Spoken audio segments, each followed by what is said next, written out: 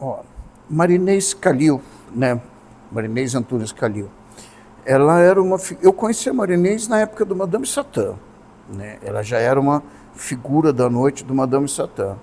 Quando as coisas começaram a ir pro Clubber, né? Que aí teve uma boate que não se fala muito, mas que foi muito importante para isso, que foi uma transição antes da Nation, né? Que chamava Dandies, que a gente, punkzão, chamava de dentes, caras e bocas. A Marinês já era uma frequentadora. Ali foi um clube que aconteceu na Brigadeiro, que durou pouquíssimo tempo, mas que foi a base para se construir o Templo Clubber, né, onde teve toda a história da cultura clubber.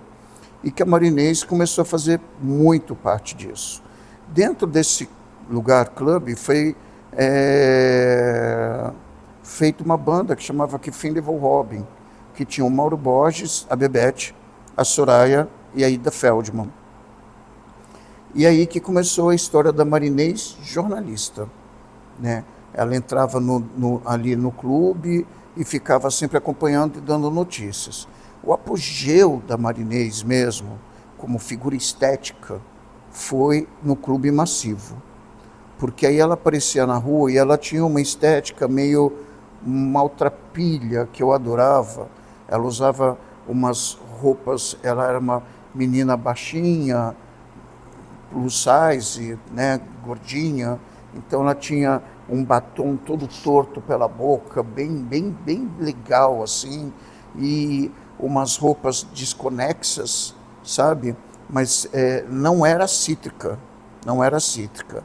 E a Marinês era uma mulher muito intelectual, ela era uspiana.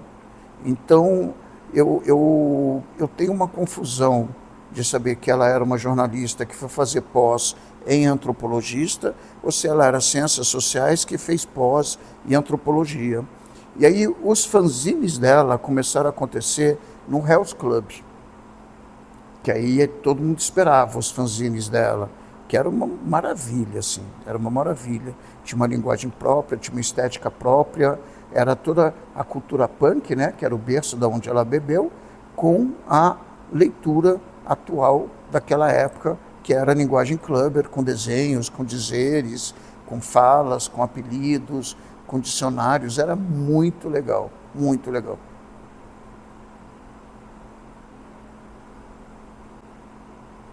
A Marinês chegou uma época em que ela, eu não sei se a palavra surtar cabe a isso, mas ela entrou num universo em que ela dizia que ela recebia mensagens até da rainha Elizabeth, sabe?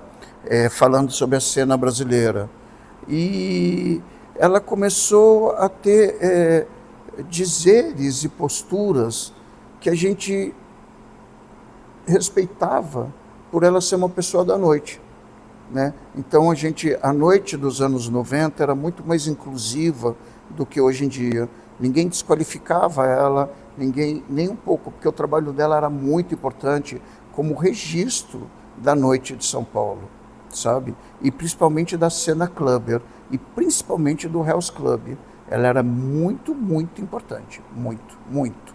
E mesmo com os devaneios, com as histórias que ela criava, ninguém entrava, você está mentindo, desqualificava ou fazia piadas.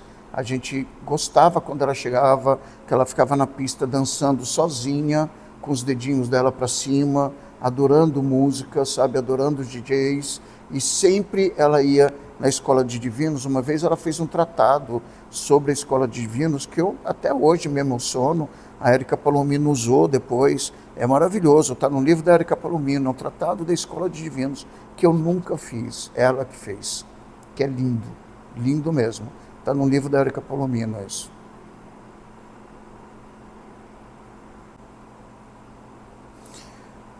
A Marinês tinha um trabalho muito bacana, que, por exemplo, ela cobriu o Fashion Week por ela mesma, ela fazia matérias por ela mesma, sabe?